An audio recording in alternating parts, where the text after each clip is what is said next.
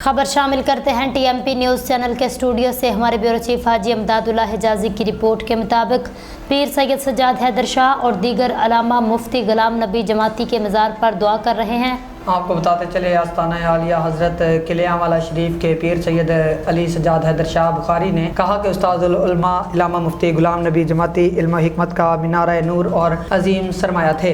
आपकी दीनी खिदमात रहती दुनिया तक याद रखी जाएंगी। इन ख्यालात का इजहार उन्होंने मदरसा मुजद्दिदिया लासानिया रिजविया फताउल उलूम गक्कड़ में मुनक़िदा सालाना उर्स मुबारक से खिताब करते हुए किया। इस मौका पर इल्हाज मौलाना मोहम्मद अकबर नक्शबंदी साहबजादा हाफिज़ मोहम्मद अहमद रज़ा मुस्तफ़ाई इल्हाज सरफराज अहमद तारड़ पीर सैयद महमूदुल हसन शाह गिलानी साहबजादा मोहम्मद नुमान सिद्दीकी मोहम्मद हसन रज़ा और दीगर ने खिताब किया। उन्होंने कहा कि उलमा और मशाइख मुआशरे में मोहब्बत रसूल के जज्बों को परवान चढ़ाने के लिए दावत व तबलीग का फरीज़ा जारी रखें। दीन फैलाने और मखलूक को खालिक से जोड़ने के लिए औलिया कराम का किरदार अहम है।